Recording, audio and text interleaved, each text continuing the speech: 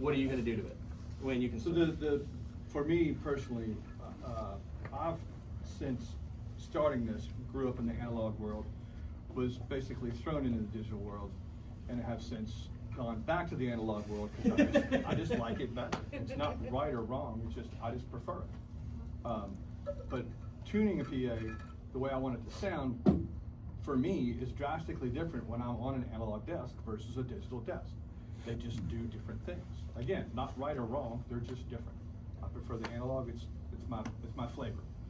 So I don't use a whole lot of channel strip EQ. I try not to use any if I can, but that's rare to be able to do that. But over 30 some years, I've conditioned my hearing and my brain to listen to speakers of any size or shape or type or whatever to sound a certain way that makes sense to my ears and my brain and the way that I listen to music, and kind of it's an emotional thing, you know. It's supposed to create some sort of, it's supposed to evoke some sort of something in you, regardless of what the emotion is. So I've gotten over time to be able to use these handfuls of pre-recorded tracks that I know them so well. I can tell you not just amplitude of specific frequencies, but tonal variances in the boxes and phasing and all of that shit. It's just something you get over time. So the more you listen, the better you get at it. That's my 2 cents. I guess for me, working with an SE is just consistency. First thing, just give me the same thing every day. If the room is super boomy between 60 and 300 hertz, one day versus the open field we were. You're playing in Syracuse one day and not the next. That's right. Yeah. Yeah. So any of the venues you live close to, being the worst case scenario. Yeah. So I just want, I want my little haystack at the bottom to be 6 to 9 dB above 200 and up, and I want a nice gentle curve down into 200, 250, and then I want, and this is all transfer function. This is the measured transfer function at various microphones. And I just want that to be the same every day so that I know that my mix that I spend a bunch of time in rehearsals is going to translate. Now, one thing I do, be interested to hear about you guys on this. When I sit at home in my office with my headphones, because I really don't, if I use my Neumanns, the dogs just go crazy. So I use headphones. But I will build a bump into my master bus when I'm mixing, preparing for a show from a pre-recorded show file, just so I'm not making channel EQ decisions based on the fact that there's no low energy there. But then I will get to a point a week or two into a tour where the system engineer understands my approach, kind of knows the curve to give me consistently every day, depending on what the room is giving, and then I'm just in the place where my mix will sit in there. Is it my turn? It is your turn, Rob. Okay. What kind of what? What kind of headphones? Headphones, the Audio-Technica ones that are very popular. The 4050s, I think? I was going to say, if you're going to have a little bump at 80, you should go to the Sony 7506. Yes, Because it's built in. I can't remember. They're the ones, I forget the model name. I'll get you. Yeah. Yeah. Everyone's like, yeah, those ones. One on the left and the right. Yeah. Yeah. ATH MX50Xs. Yes, That's sir. it. That's it. My approach has been, I've been kind of developing this over 30 or 40 years, honestly. And some of it stems from doing a lot of recording studio work, etc. And I think the one thing I realized as I was making a transition into live world, where I was doing all the live world, is the thing that is missing in our world is a reference, right? A tonal reference out of the PA system to know that it's right. And Wayne's got his references that he uses to know that it's right. Jim's got his. And over time, what I started to realize was that, on a day-to-day basis, the thing that is changing every day is the interaction of the PA with the room. The way things sound on my desk don't change from yesterday when I powered it off to when I powered it on today. Yeah. But that PA system is the variable, right? You all agree with that? Yes. Okay, so my goal was to build a reference that I could listen to and know that it's right, and then measure that against the PA. Go, okay, well, the PA is not doing this right now. I have to be able to make that leap from what I'm hearing to there. And funny enough, where I landed on this happened in the room right over here about 6 years ago, where I started listening. I had gone down the path of using near field monitors to build my mixes on, just like I do in the studio, exactly the same process. But there was something about that was not translating right to a big PA system. So I ran into the guys at Alcon's, and this is going to sound like a pitch for Alcon's, but it's not necessarily. And they have this small 5-inch PA box and a subwoofer system that I listened to. At first time I ever heard it, I just went, okay, my God, that is the most incredibly accurate box I have ever heard in my life. And the cool part about it is it would get really loud. And you could tune it very much like you would tune a PA system, right? So in the room over here, I had that system here for my first rehearsals with Kenny Chesney. And I had a guy named Dave Chateau, I know he's walking around here somewhere, was going to be my A2, my systems guy on the tour. And after about the first 2 or 3 days of listening to me mix on this system, he's the one that piped up and said, man, those things sound fucking unbelievable. He goes, why don't we just build a reference trace off of that and then try to match that with cohesion every day that we go out? That's a great idea. I've been telling you this for days. So that's exactly what we did. He literally shot some transforms of us sitting in that little room over there, and we used that as the starting place every day for every stadium that we played in. What were the boxes again? Alcon's VR5. Now, the cool thing is I take those on the road with me, and the first thing that I do during the day is I check my mixes on those speakers. They are sitting there, I listen to it, and do all my mix prep there. And then it's like, okay, let's see how the PA is responding. Let's see how that reacts. And over time, I think Dave started to learn some things about the way he was tuning the PA because of that. Because he would do things that he thought looked right on the curve, but it clearly was not translating that way into the PA system. What I was doing was not translating into the PA system. And most of it was in the low mids. Like he was going for a much more neutral low mid than I was going for. And over time, I'm out with cohesion. I mean, it's a big PA system where I'm generally, if I'm running more than 2 filters on that PA now, we start questioning what we're doing. One filter is about an 1.5 octave wide bump at 200 hertz. It's a boost. And the other is air compensation up above 5, 6K, probably even higher than that, maybe 8K and above, just pushing up. And that just varies on a day-to-day, more often than not, honestly, dependent on humidity in the place. But that's the only equalization is on there. That's how good we've gotten that process, where I can listen to something on the console, make a change, put it up in the PA. There it is, translates perfectly. So virtual sound check is a big part of that. What I'm looking for in a system tuning is something that responds to what I'm doing, right? So you were talking about, subwoofer alignments and things like that. Those kind of things are things that I don't necessarily need virtual sound check. I could check those kind of things with anything. I could check it with pink noise, for that matter, if I needed to do it. Like if I want to check coverage, I want to check evenness of coverage, be it impulse or frequency response. I don't necessarily need the tracks to do that. You could run up a Victrola and I could walk around and figure out what's in and out. But one of the most critical portions of that is subwoofer alignment. Because if the alignment, like if the acoustic phase of that PA is not really good where I'm sitting, I'm going to make mistakes. No question. Like if it's very low frequency deficient where I am, just human nature is going to make me add it as much as I want. And because I'm probably in a cancellation, the more I add, the deeper it's going to cancel. And I'm just going to flood the other zones of the room with low end. So we spend a lot of time making sure that mix position is accurate to the room, that alignment. And it's not to say that it's perfectly aligned there. There's some averaging that takes place there, but I just need to be able to be representative where I'm at to the room. So that was way more than 90 seconds, No, so I'm that's a sorry. great point. There's a couple things that are great. I mean, you heard that those processes are very much not the same.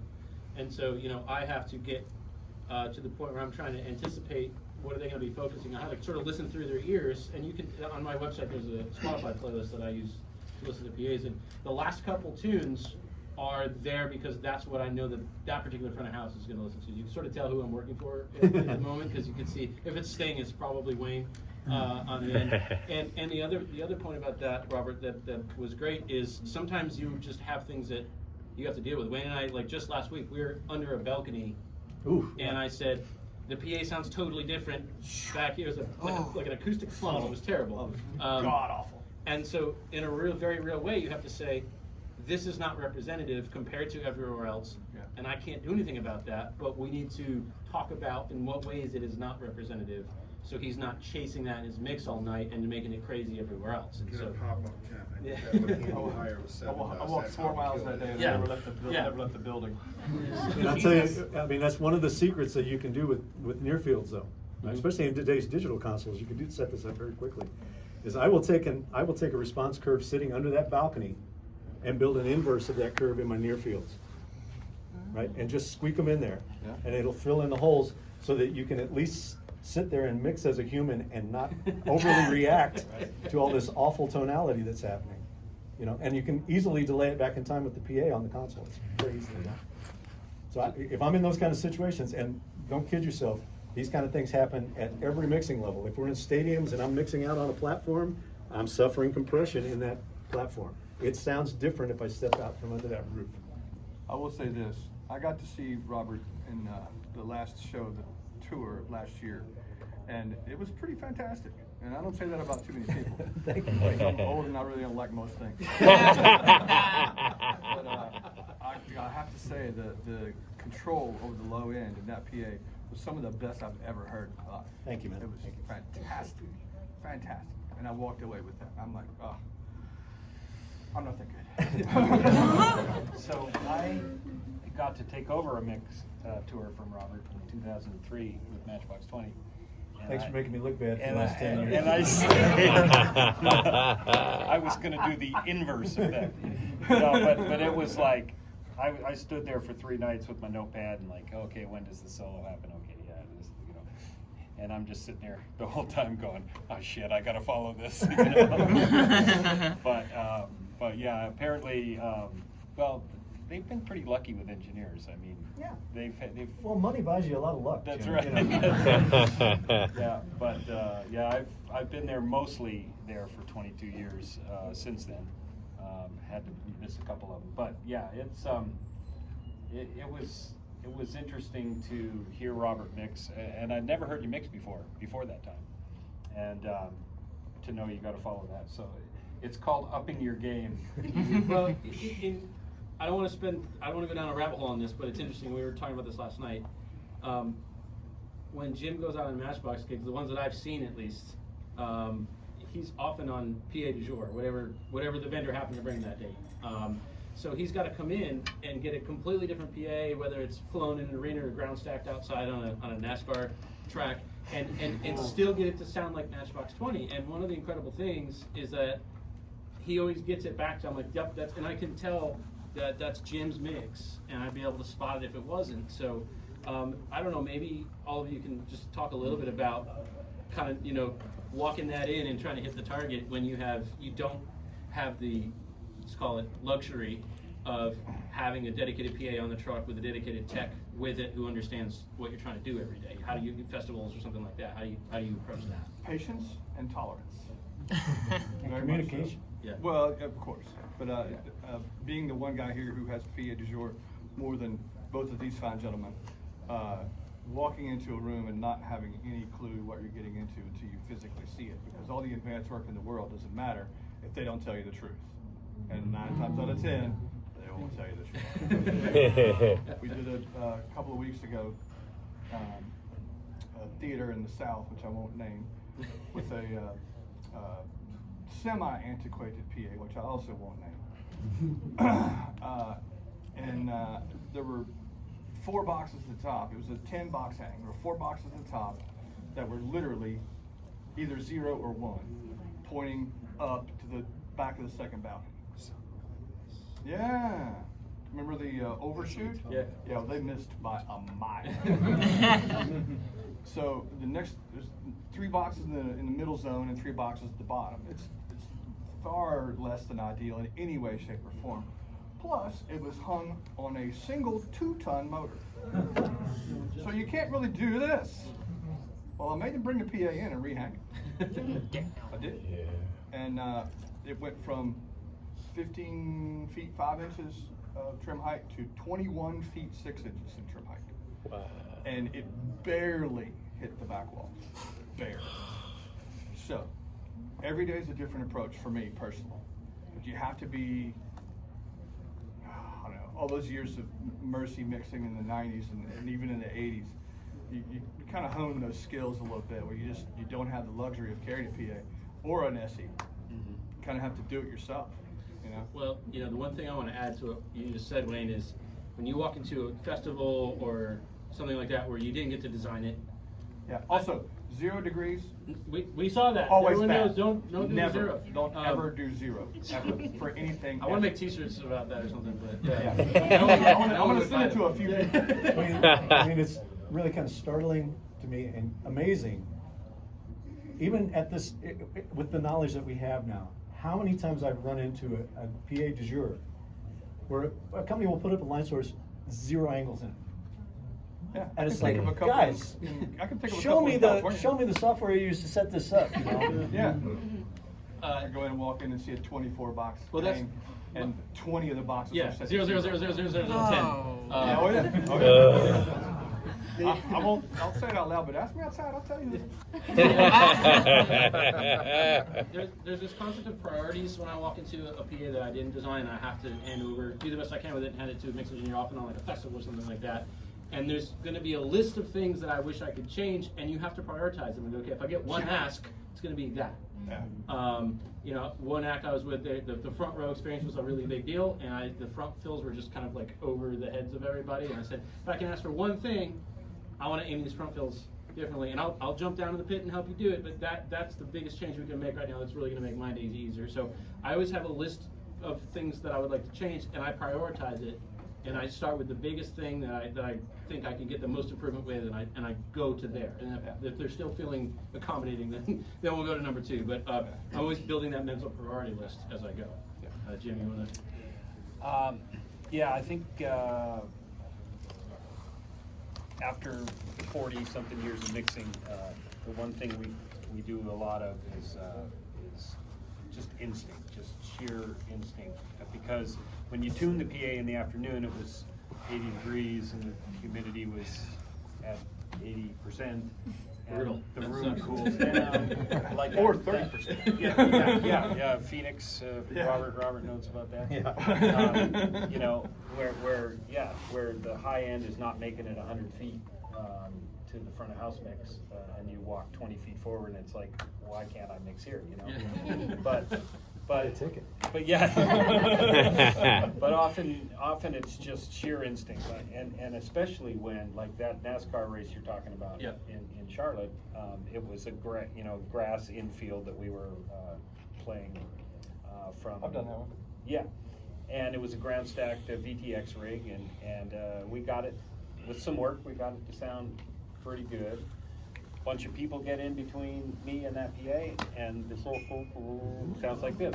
So then it's like it was a tag team effort between me and my system person, someone Michael knows, and it was please run down there and check. Go over there and check.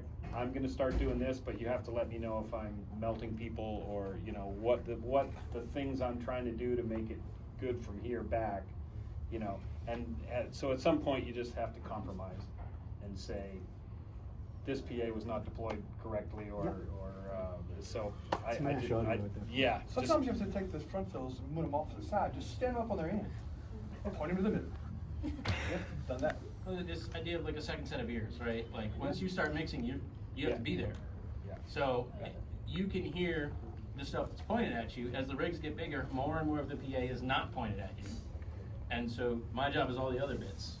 And once they're settled in, I'm I try to listen to every box in the PA if I can, every single front fill, and I'll go all the way on the top of the bowl. And then, the biggest thing that you're talking about, changes in the high end from humidity are typically what you would adjust at that point. But the front fills could come up a dB. They're hopefully small changes if you did your job right earlier in the day. But I try to, and again, it depends. Maybe you can talk about your preferences, but I try to keep the front of house engineer have that dialogue ongoing throughout the show of this is what I'm hearing over there on the side, and do you want me to change it there? Or are you hearing it here too, and we'll make it globally? Like, do you want to make that change? Should I make that change, and that type of thing as well. I would tell you that the reference situation that I've built has been the secret weapon for that. Because every day that I'm sitting there building the mix, Yep. that SE is sitting there listening to it. So, he understands what I'm trying to get happen out of that PA regardless of where he goes to listen to it. And it's almost like I'm kind of training his ears to hear what I want to hear out of the PA. That's what you're talking Right. about. Absolutely.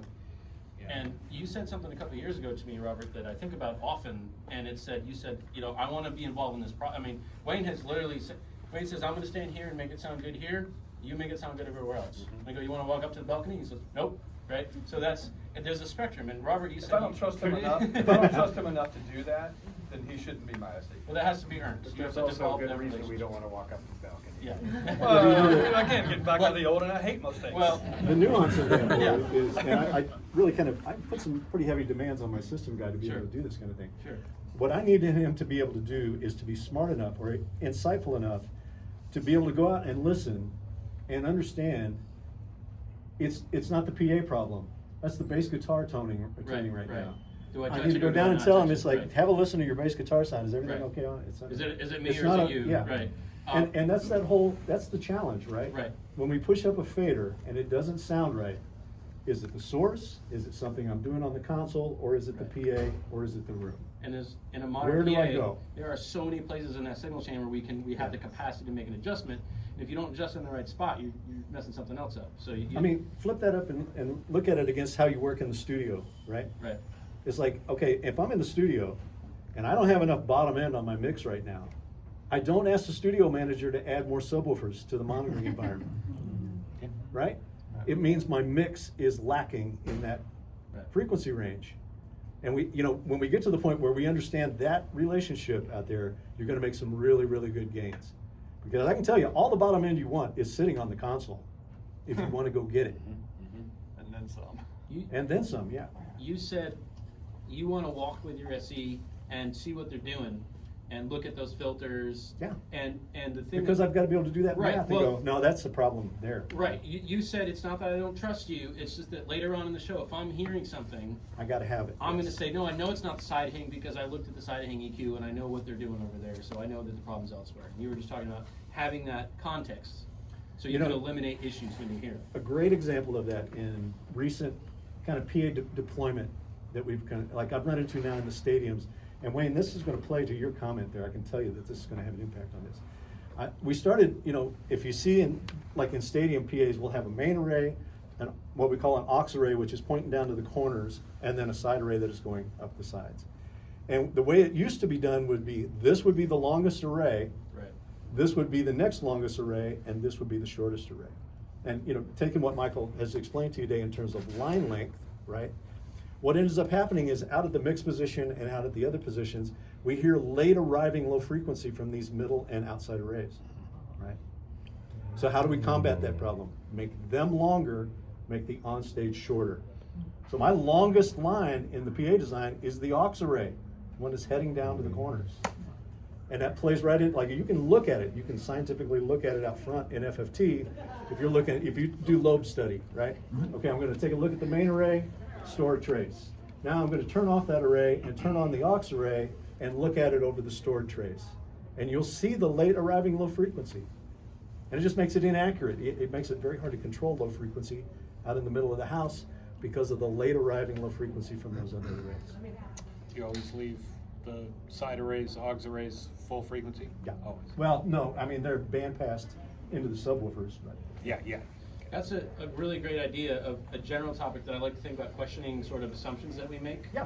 Of course the main hang is longer than the side hang. Well, why of course? If you look at the prediction, the side hang is going further, right? So when I do stadium designs, my sides are often longer than the mains, because the mains are going to pass the delay and the sides got to go all the way up.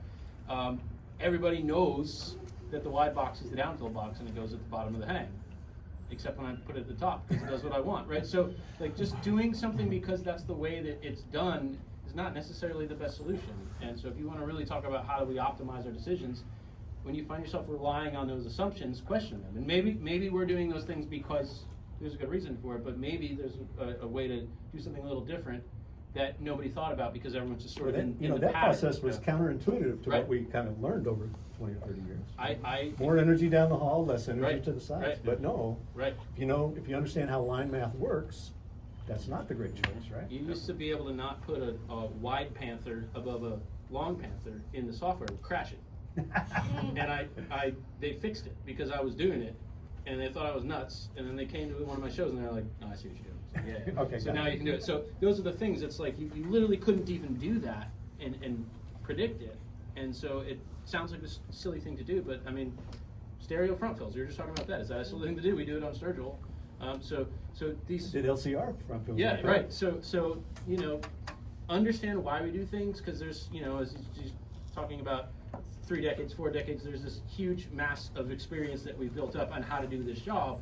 But the way that we're going to do the next cool thing is to question some of those assumptions and say, well, what if we did this instead? And I think that's where the type of progress that I'm interested in is going to come from.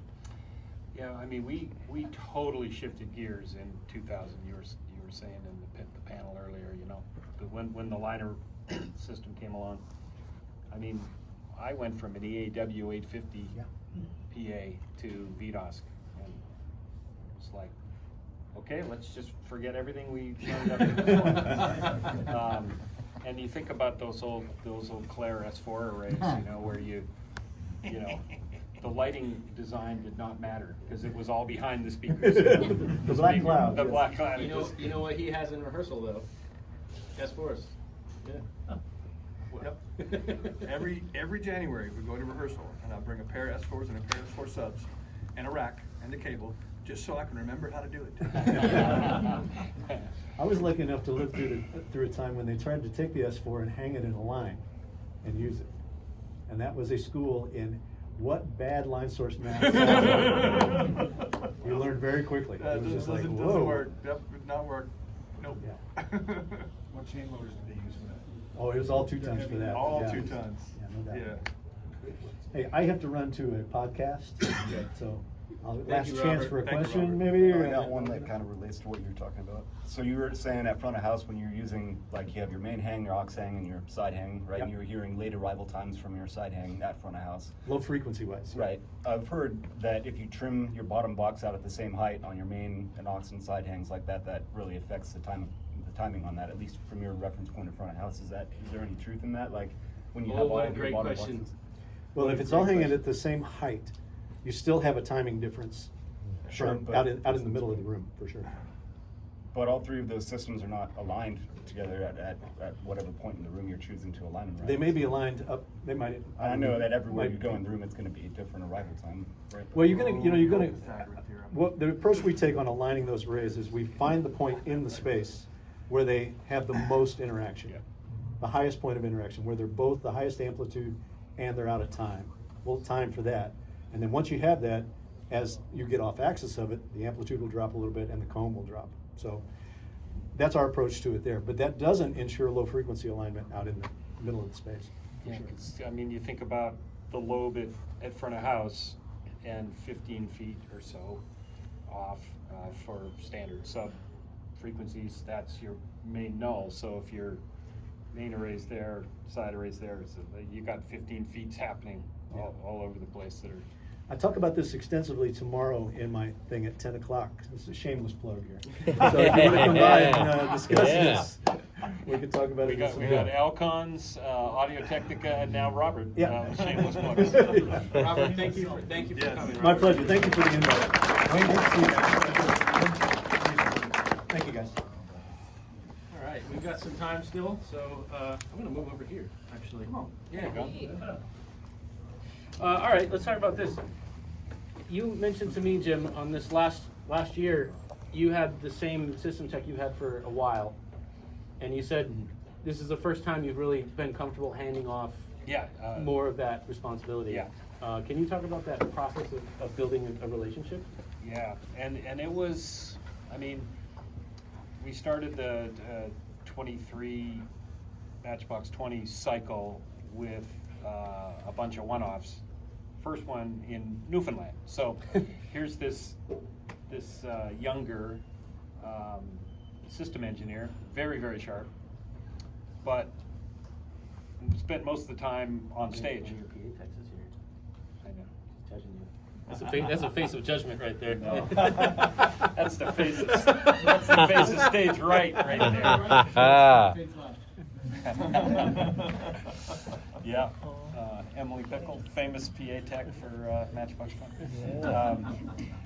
Yeah, so Ben had a lot of experience, but he had never worked with me, and we decided to both take the M1 training together, L-acoustics, and he says, I think I want to tune the PA this way, and I had never let anyone else ever tune the PA, and I always did it with Smart. So the first few days of full production rehearsals, we started with my Smart tuning, and then when I left that night to go have beers, Ben stayed behind and kept remeasuring from zones all over the room with M1. And the first 2 or 3 days, it was 20% not as great as a Smart tuning to me. And so I didn't have a whole lot of confidence in it, but he's sharp, and within a week, by the time we got to the first show, honestly, it was substantially better. Just walking in and out of zones, going down to front fills, out to side arrays, and up the seats. I'd never heard more consistent tonal and level balance. And I said, it's yours. Go for it. Until I catch you one day doing a terrible job, it's yours. So You're out of here. yeah, and he did a fantastic job. And the PA, yeah, the consistency I mentioned earlier. Yeah. That's all I'm looking for. Just give me the same trace every day and tell me it's the same in as many seats as we can do that. And Yeah. Sage, you want to come up here? Come on. Come on. I'll go back to my stool. Gonna get some new insight. Yeah. Yeah. Okay, so same question to you, Sage. Front of house for Lindsay Sterling. You often have PA, sometimes you have whatever you're walking into, so you have a combination carrying, not carrying. How do you approach that? How do you get your mix of translate every day? What's your process? Honestly, like, kind of having a reference, and it kind of alters. This last tour was a lot different for me because I did carry an SC, which I don't typically do, but it was kind of just learning how to, like, I think learning where, like, trigger areas were for me that I consistently heard across the venue. So do you walk every day still? I still walk every day. Even with an SC, I still walk. Still learn how to, like, diagnose how I feel versus, like, also what it sounds. Like, that's kind of a big point for me. I think one of the things I find really interesting is learning sort of what each mix engineer is going to listen for and what they're sensitive to. You know, one thing that Wayne and I have discovered is the thing that will catch his ear more than anything is resonances in the cabinet itself. And so once we have the curve in, that's not the end of the story. We go through and listen to see what, if anything's going to ring or bloom a little bit in the cabinet, and he'll take those out. Sometimes on his EQ, sometimes on my EQ, but that's above and beyond what the curve looks like in the measurement, and it varies based on the cabinet as well. You have to start with what we call a flat plate. It's got to be as close to flat as you can get it before we start putting any kind of curve in it, because without a flat reference, there's no way to tell if that speaker or this speaker. There's no way to tell they're all going to be the same. So you have to have an equal playing field before you start putting the filters in. Before I start doing what I do. And those All the way down, 20K down to 20 hertz? Well, I mean, I can't hear past 4K down. But essentially, do you like your system handed to you flat in the low end, or with no, a loop? no. My curve, as Michael will tell you, is a little smiley face at 250 and another one at 2500.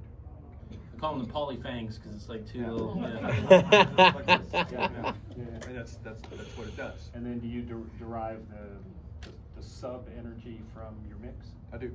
Yeah. Yeah. Well, having an analog desk, the catchphrase is it's warmer. Well, it's not actually warmer. It just sounds different. So, like I was getting back to earlier, tuning the PA for me, going from analog originally into digital changed, and then going from digital back to analog changed again, because it's how the thing puts left and right out. You know, whatever comes out of left and right, that's what I hear. That's what I listen for, and I have to be able to make this do what this wants out of that. So, they've just worked for me over so much time, and like currently I'm at 55 inputs, something like that. And I have 9 EQs turned on. Yeah, it's amazing. The whole rest of the desk is flat. High pass, low pass, sure. Do you only work for people who don't use your Oh, Chris Mitchell's the same way. Yeah. Chris is the sort of the end. He of, goes way further than If I you do. ride the train of thought until it derails, that's Chris. That's Mitchell. Chris. Yeah. One thing I listen for is bass guitar. Yeah. From top Were of you a the bass deck. player? No, I was. I'm not even a musician. Yeah. I mean, honestly, To me, that's second nature. I 'cause lied. that's where I lied started. on a job interview. Are you a musician? Yeah, Oh, absolutely. absolutely. Yeah. Those 3 years of piano lessons when I was 10. But That qualifies, right? But I just want to hear do do do do do do do do. I want all of those frequencies, all of those notes to come out of the PA the same. So if you Sure. if you go down, 200, 160, 125, 80, like so many PAs are Oh, yeah. tuned. Haystack. Like, 125 is also You know what? a thing. for That's me. really interesting. Most subs do this, the haystack we call it, and some more than others, but and the American audiences in particular have gotten sort of accustomed to that. Yeah. Like we expect that.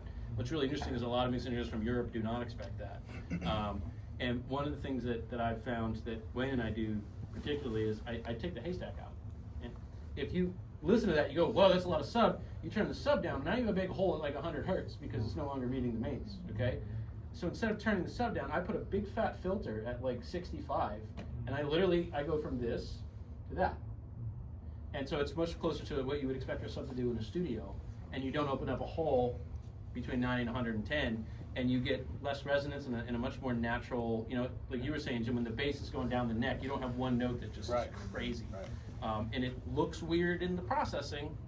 Why do you have -9 at 63 on your subs? But the effect of it is a smoother low end, Yeah. and I find it to be much more natural to my ear personally. Yeah. Now that is artist dependent too. Like Of course. Are you Unless making if I- that cut like right where your subs cross over to your mains? What a great question. No, I put it, it's to flatten out the haystack. The question was, are you making that cut where your subs cross over to your mains? Let me tell you the problem with that. If you say I'm going to put an 80 hertz high pass on my mains and an 80 hertz low pass on my subs, that does not mean that they are handing off at 80 hertz. That is where the Not electronic even close. filters are. Not You even have close. placement, you have quantity, you have gain, you have, are they in the corner, right? So where they actually meet acoustically is almost always a very different frequency. So you have to think about that, because a lot of people fall into the trap of I put the 80 hertz preset on, so they're crossing over 80. They're probably not. You're not going to know what that number actually is until you measure it. Just want to clarify that, because a lot of people get stuck on that, right? But Well, also the high pass and the low passes they're not 96 dB. They're not. no, they're no, not there's- a clip. it's a slope. It's, Yeah. it's the best you could hope for is 48. Isn't the link width 96? Doesn't If you Maybe we pay could look enough. into that. We should look into that. And the other thing is, Wayne and I are doing an acoustic show right now. Sorry, I saw your question. And so our subs go down to like 28 easily, but we have them high past at 40 Yeah. because there's nothing in the show that is musical down there. So all you're doing is just making a mess in the room. So we actually Yes. started off the tour at I think 35 hertz, Yeah, and we once went at to 40. 40, and he was like, "That's it right there." So it's just tightened everything up, yeah, and it just yeah. sounds more natural, and there's not a whole lot of Right. wash in Right, the room. but I It's had so much nicer. the same rig at EDM festival. I did Texas Eclipse with that rig, and that's like how much 28 much do you 28 have, right? Sorry, is it say Jordan? Yeah. How do you make the decision between the front of house engineer and the SE on who's going to make the filter change? Great question. So first of all, if it's a thing that doesn't need to happen to the whole PA, I have to do it, right? Typically, it also comes down to the shape that you want to make. So I'll give you two examples. Wayne tunes with a graphic EQ. That makes basically one shape. So if it needs to be wider or narrower than that, I can do that more easily with a parametric or with like a U shape or CPL or some of the manufacturer specific tools.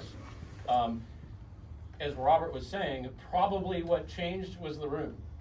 So it doesn't always make sense to do it in the desk.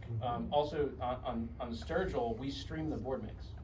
So he can't do it in the board, right? So I'm basically mastering the show into the PA every day. And so if something changed, it definitely needs to be done in the PA. But there are also, I had a front of house engineer one time, the stuff he thought would change, he would do. So at SoundCheck, he'd be like, there's a lot of 200 in here, I'm gonna cut some. He said, but I think it's gonna go away when the audience comes. So I'll do it on my end so I can just take it out later. Yeah, So he put in what he viewed as temporary changes on his end and permanent changes were on my end. So there's no right answer to that. It's a dialogue that you try to have and just, again, you develop a workflow. And also, Wayne and I do a lot of festival stuff. So if I be the SE for the whole festival, there's another layer of this, which is I have to get a system for everybody. And then on top of that, the stuff that he's gonna want to do just for his show that I can't make as a global change because maybe it's not appropriate for the other act. So there ends up being layers to that. So it's a really good question, but I don't have a short answer for you. Is that helpful though? Yeah. Yeah, I just wanted to go back to the haystack. Yeah. Talk about what not to do, why you don't put it at the crossover, but Sure. back to why do you put it where you choose Because to put it. I don't want, whatever that peak is, right? Okay. You just measure the I peak. want to, Sure. you just look at the measurement, you'll see that, and it depends on the sub, but it's probably between 50 and 63, Yeah. and I just do that. And I don't do that for every act, because if you're doing a metal band, they're gonna go, where's all the subs? Sure. But if it's a high fidelity, sort of more closer to like what you would expect out of a studio type of sound, Totally. that definitely helps. But I have had engineers who are like, where's the sub, man? Put it Yeah. back, right? Yeah, Like yeah. Incubus was like, no, give me that shit, dude. So it really depends. Yeah. Yeah, I do a little of that EQ that I do at home in my office for my headphones. I ended up starting to do that on my main left and right mix, just leaving a little bump. And oddly, 73 hertz was like the thing I kept landing on. Really? That was Interesting. it was the nice thing that brought those bass notes out that weren't at 50. Yeah. Because the small hump was already in the PA there, so. But just a tonal thing, so I know when I'm handing off a dressing room feed or something that's going back into theater, I know that at least there's gonna be some low end in the. We were in Rochester. Mostly F. Yeah. A couple weeks ago, we were in Rochester, and they took a feed from my processor for the lobby and stuff, and I went to the bathroom during the show, and I was like, that doesn't sound very good. So I went back and I EQ'd the bathroom mix. That's an SE, boy. Yeah. Every seat. Oh, first you and then you. I have a question for kind of everybody up there, especially on PA du jours, Jordan front house engineer as well. PA du jour, primarily theater considerations. Can't bring in the PA, it's a deployment that exists. Even if it's close, and it might not be what I would have done in there, there's often this deficiency in the money seats, as I would describe it. I'm not dealing with a high SPL band most of the time with the band that I'm touring with. Stage volume is very well managed, there's not a lot of wedges on deck, and not a lot of stuff I'm getting off-axis information for in the money seat, equilateral triangle, if you will. But I'm out of coverage of even 120-degree boxes at the bottom of an array, or in one room in Louisville that will remain nameless. They just decided not to deploy a center cluster in a very wide room. I'm like, how are all these people covering these seats? It's a problem. For me, it becomes a Swiss Army speaker or something, matching the line array side, because most of the audience stands up. Right. Front those So that's the problem. It's a geometric problem. Theaters are usually wide. You have like 80 foot, and then no PA is going to meet that center gap. That's part of why Broadway uses a center cluster. I'm actually carrying a center cluster on the lighting truss this summer. I actually talked our LD into that because most designs in theaters and arenas have a big hole, that upside down triangle right in the middle. The front fills don't fix. And yeah, so I mean, I do. If you want to fix that, do this though. This will help too. Box, Yeah. But what are you guys doing? Are you carrying extra product for this? How are you? I'll deploying existing find out product? what they have in the building. Yeah. Honestly. Okay. Yeah. And if I need to make a Couple stack K-12 of 3 high wedges on their Yeah. sides, just a little mini tower Yep. to blow this way from Yep. both sides, set it as a secondary front fill feed. Cool. Just set Any them on other- up. Any other deployment considerations Have besides them that? tow the PA inwards a little bit. I do that. On this Louisville gig, it Yeah. was impossible to move. And sometimes it is, but I do a lot And more even towing. if I had, it wouldn't have.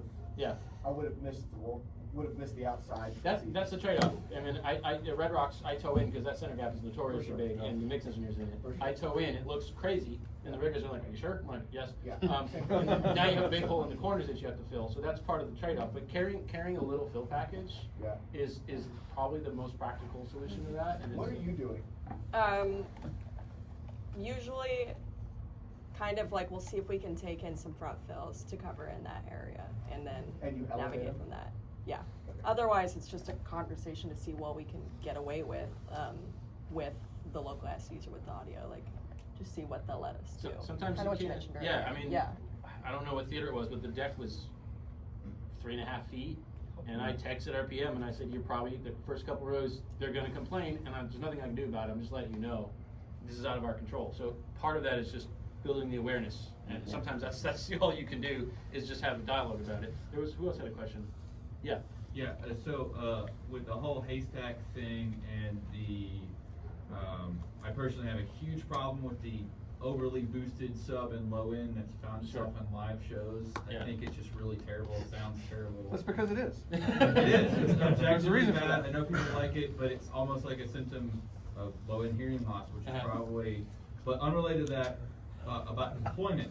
So I've found it work for me, and I've also done the same technique where I actually take the fundamental happening in the center of the speaker, basically for free headroom, because can't really tell it's actually gone.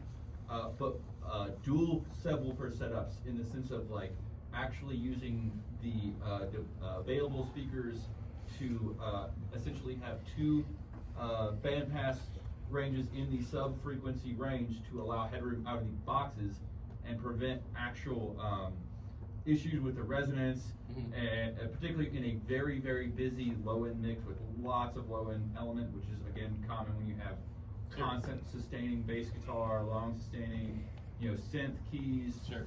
What size venues are you mixing? Usually smaller. Okay, But I mean, so- I know it's a completely different thing No, when you have so a larger thing, but I what I was found it gonna to be say is, incredibly useful. when you get into the bigger the rig gets, the more extension your mains have. Okay. Exactly, So yeah. so now, if you're in an arena, let's say your sub is probably doing an octave. Yeah. Probably 35 to 75, something like that. We do 40 to 60 on the less than that, right? So I can't really be carving that up anymore. Also, most manufacturers at this point are not giving you those filters to do it. Here's a trick though. There's an AES paper, and you have to email me. I'll see if I can dig it up. I don't know off the top of my head. The perception of bass and loudness is related to the extension of the system as well. Yeah. So if you have more extension, you don't need as much sub for it to feel the Yep. same way. So no one tell anybody that I told you this. I will deny it. But what I do, because again, if you're on a big rig, you probably have a ton of headroom in your subs. You're hopefully not into limit on a PA that big. I'll go down to the bottom where it's starting to roll off, 34 or whatever, and I'll put a little boost in there. And I'll buy myself 4 more hertz of extension. And it feels louder and fuller without you having to put the hammer down as much. And it's just a more natural, closer to a studio environment. It doesn't always work. If you're gonna put your system in the limit, don't do that. It eats extraction. But I do it quite a bit, and it can help.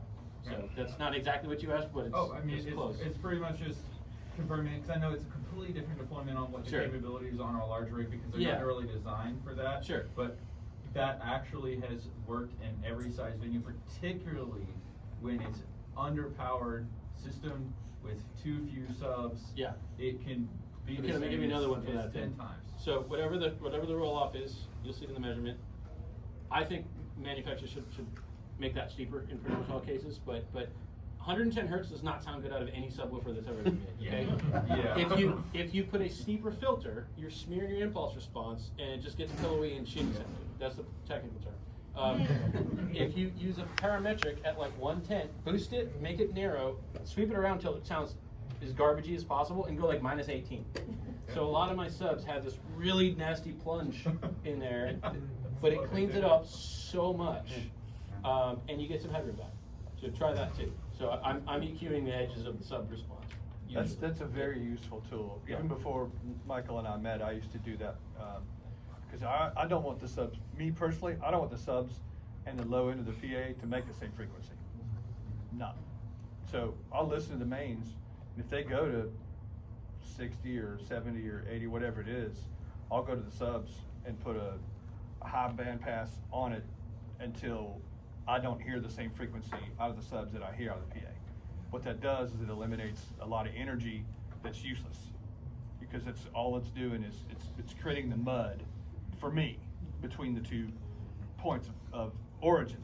So just only make it do what you want it to do and nothing more. So Also, 110 hertz in most designs is going to be more behaved in the mains and in the subs because of the line length, right? Like that the shape of 100 hertz in the mains is probably closer to the shape that I want than 110 hertz in the subs. It's probably getting all weird and weird. So for additional reasons, that's usually, and again, it's really easy to say it when you have a really big PA that goes all the way down to 50 hertz. That's a very different conversation than like a club or a church system like that. So you have to just be realistic about what the thing's going to do. You can't take a QCK10 and expect it to give you 40 hertz or something to do it. So you have to let the gear be what the gear is and don't try to force it into something else. But I do play with the edges quite a bit.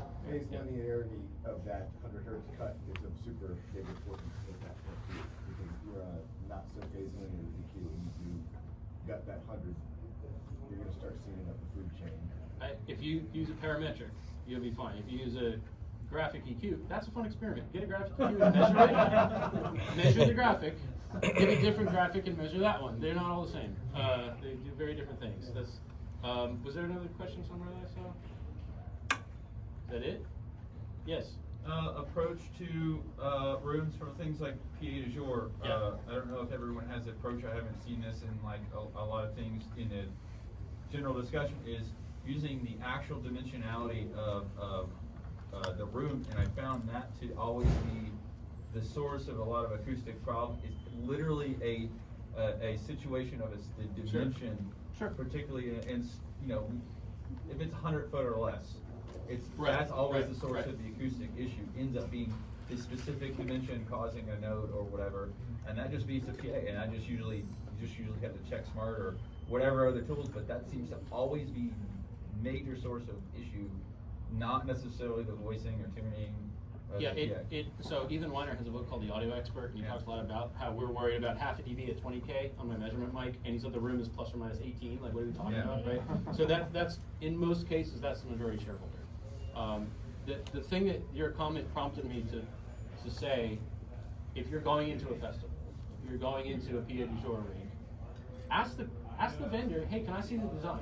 So first of all, hopefully somebody did one.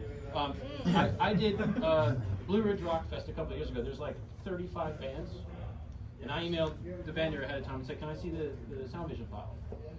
And I said, look, I'm one band out of 35, but what do you think about these couple of notes that I have on the design? Turns out only me and one other SE from the whole festival even reached out and asked.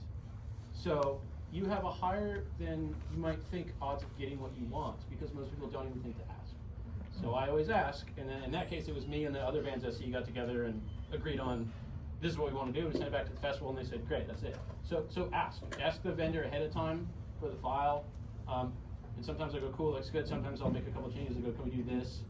They're generally pretty cool with that. But ask the question. If they say no, they say no. But oftentimes going in blind doesn't need to be a thing that happens. You can often diffuse that with an email ahead of time, and or at least develop a spidey sense for which of these am I going to have to worry about, which is a different. There's a lot of shorthand things here where you can kind of go, oh, that's probably going to be an issue, that's probably not going to be an issue, and that just comes with doing it a bunch. But ask those questions.